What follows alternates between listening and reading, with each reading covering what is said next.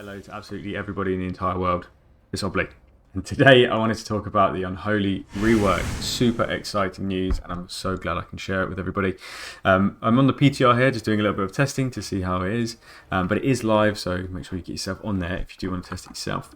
But there's been a lot of changes to talents, to some of the spells, some of the damaging things, and one of the most notable changes is the fact that our new hero talents, they interact with our tier sets to the point where the tier sets change depending on which hero talent that you're in. So I want to talk about all of that today. Let's hop right in.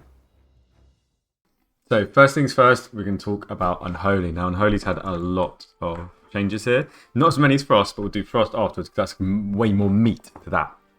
So in terms of our hero trees, Ryder and Sandlane are both pretty much exactly the same, except now with Infliction of Sorrow, it makes Outbreak free when you consume it. So you can put a free Outbreak on the target, also sends out a Death Coil as well. So essentially that global isn't just like a wasted global, you're not doing damage, you actually do some damage with a free Death Coil and don't waste a rune.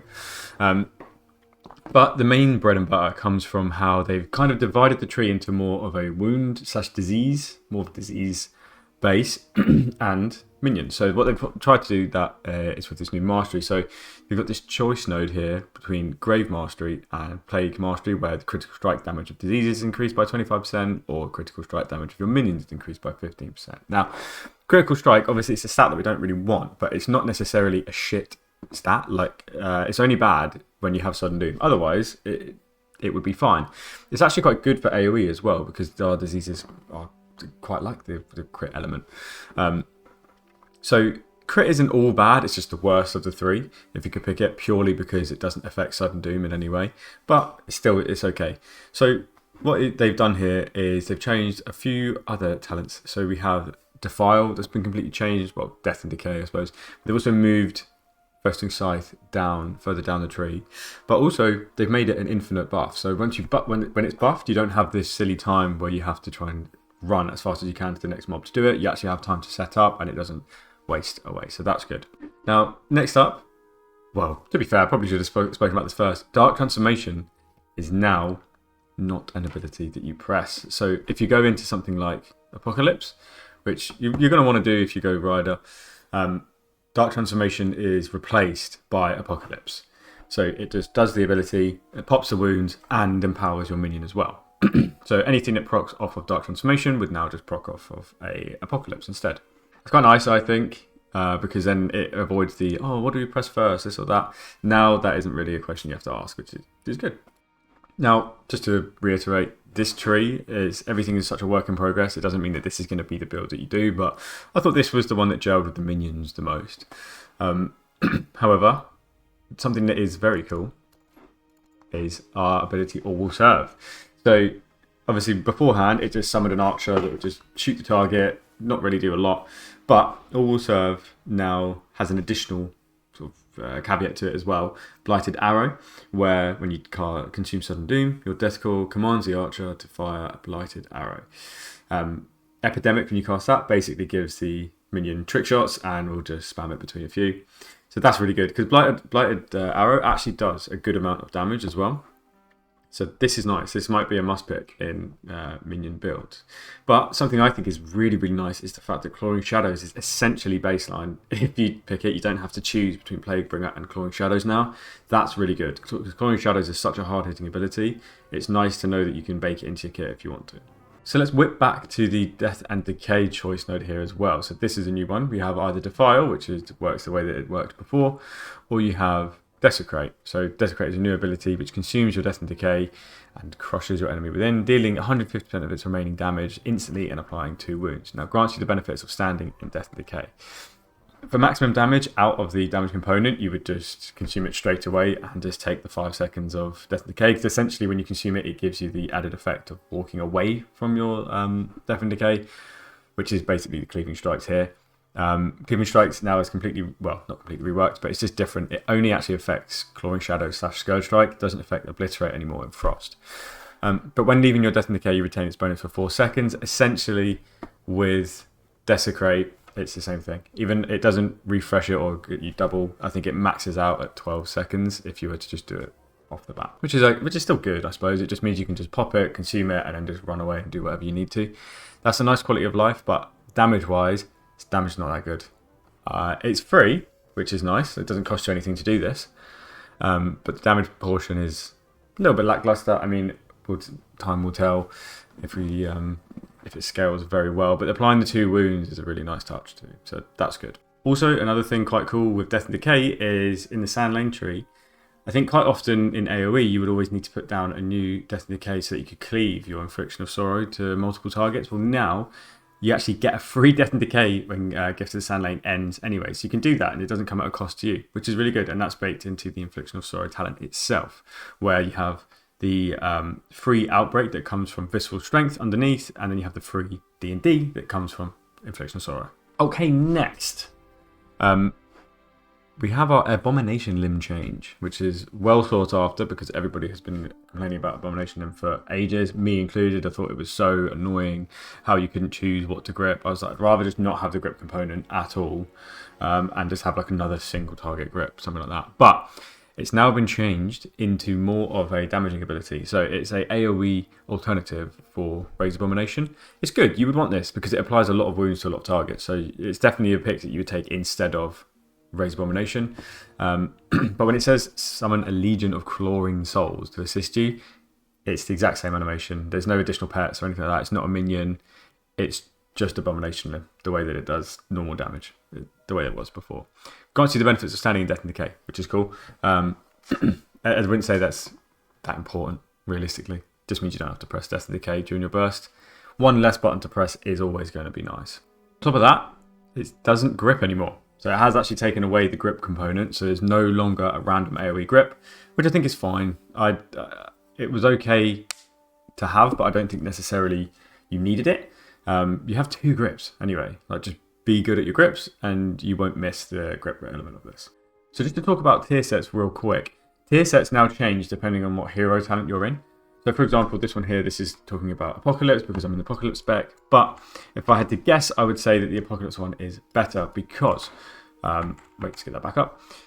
Now summons White Mane. White Mane's Undeath deals 10% increased damage, infects additional target when it spreads, and her Death Coil deals 35% increased damage. And she actually does quite a lot of damage. Casting Death Coil Epidemic orders her to cast her Death Coil Epidemic alongside you at 125% effectiveness, and your Death Coil deals 40% increased damage to targets affected by White Mane's Undeath. It just further bolsters our Death Coil damage, which we're very used to from the last season, but then we'll just take a quick look at the Sand Lane one as well. Infliction of Sorrow extends the duration of your disease by an additional 3 seconds on your main target, and Esther the Blood Queen now additionally increases your mastery by 0.8% per stack, so that will be something like max stacked between 6 to 7%. And then the 4-set Bloodbeast lasts for an additional 4 seconds, which is not good. That's not good. And Vampiric Strike increases the melee attack power of your ghoul by 10%. Multiple applications may overlap. So my take on this is Bloodbeast, we really would rather it pop as soon as possible. We don't need it to last for an additional 4 seconds because that's 4 more seconds where it could just blow up on nothing. I think this would be okay for raid and like single target boss encounters where it's fine. You can stack a bit more damage, but it doesn't do that much damage in single target anyway. You want the AoE. But realistically, you just want it during your burst. You don't really care outside of your burst. If it procs and then 4 seconds later is actually outside of your burst cooldowns, they're all dropped, and now it's 4 seconds later, it's just going to be shit. So I don't think this 4 set is very strong for Sand Lane at all. Now, the 2 set might be good, but I think realistically the Riders of the Apocalypse one is so much better. As for the gearing, I do think Haste Mastery will still be what we want, and we're quite lucky because our best in slot weapon is drops from the 4th boss, so that's pretty good. Haste Mastery weapon, heavy on the mastery, but the raid looks great. Like, all the gear looks super cool. I mean, look at that, it's fucking sick. And then look, I had to show this. Look at that mount. That is so sick. A Galaxy Drake type thing. Yeah, that's so cool. Honestly, they've done so well. Look at this weapon as well. I'll show you this. Fuck, that's so sick. It matches the gear so nicely. This is the Mythic set, the Mythic DK set. Really, really cool. And not to mention as well, we also have a really cool trinket here. Now, this one's called Araz Ritual Forge. Basically, you just sacrifice some health. and get some strength. It's really good. It's a lot of strength very quickly. It decays about 1,000 per second. It lasts for ages, so it's going to synergize really nicely with a lot of bursts. I mean, with Sand Lane, it won't synergize as much because you'd rather that at the start, but then you'd probably just delay the trinket and use it later. But it is on a 2-minute cooldown, which is a bit janky. But I think for Frost, it's actually really nice. What was my opinion on the Unholy changes? Yeah, I think they're really good. I'm interested to see whether or not it will be a Rider or Sand Lane season, because last season I didn't really have any trouble playing either. I found that in faster bosses and now on farm, Rider is a little bit better because it has so much upfront burst, and Sand Lane is a little bit worse. It's only better on things which have a elongated execute phase. But I'd like to see the meta shift so that in AoE or in dungeons it goes back to Rider, just because I really like the mobility that Rider brings, and I like the class fantasy as well. Whereas Sand Lane, it's a bit of a shit spec, I think, in my opinion, the way that you play it. It's probably easier to nail down, less RNG, less things to track, but I don't mind that. And for me, it's just my personal opinion.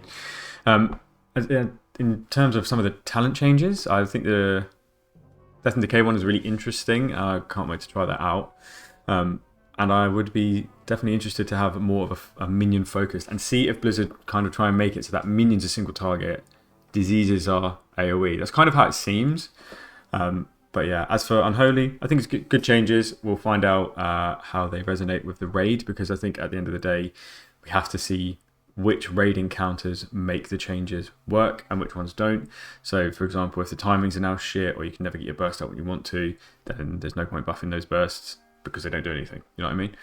It's the same for like Frost. Frost has difficult timings for stuff. If none of them line up with anything good, you're fucked basically. Alright, so let's wrap this up in a small TLDR. You have a couple of talent changes. So you've got new Plague Mastery and Grave Mastery, 1 bolstering diseases, 1 boosting minions. Then you have the Desecrate option, which is a choice node with Defile, which can consume Death and Decay to do 150% of the damage remaining. Not a lot, Death and Decay does very minimal damage, but the instant 2 wounds that you get is quite nice. And then you have a rework of a few of the minion things. So for example, Abomination becoming Legion of Souls, not necessarily a minion thing, but it does replace your Raise Abomination. So you kind of have to weigh up the options there. No Vile Contagion for wound generation, and no Pestilence either. All Will Serve now has a nice AoE component to it. Had one before, but this one is a lot better with Blighted Arrow. Reaping's been buffed. I'm not actually sure if I spoke about this, but with Reaping's effect also increases minion damage by 10% if you can get it off, so definitely worth doing. And then some utility updates with Sand Lane, so for example getting the free Outbreak, getting the free D&D, really nice stuff. There you have it folks, that is the Unholy rework coming in 11.2. Very excited actually, I think it's really cool. I like when they lean more into the minion side of things for Unholy. I'm not the biggest fan of wounds. Wounds have been in the game for so long, and I feel like minions make it fresh, especially when they add new minions. I just think that's really cool.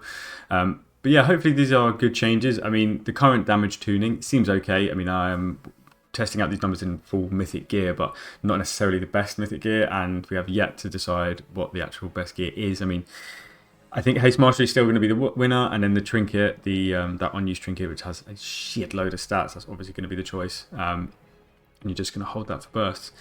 But yeah, very exciting overall. What are your thoughts? Leave them in the comments down below, and leave me a subscribe if you want to check out more gameplay coming into the new season. So thank you very much, guys.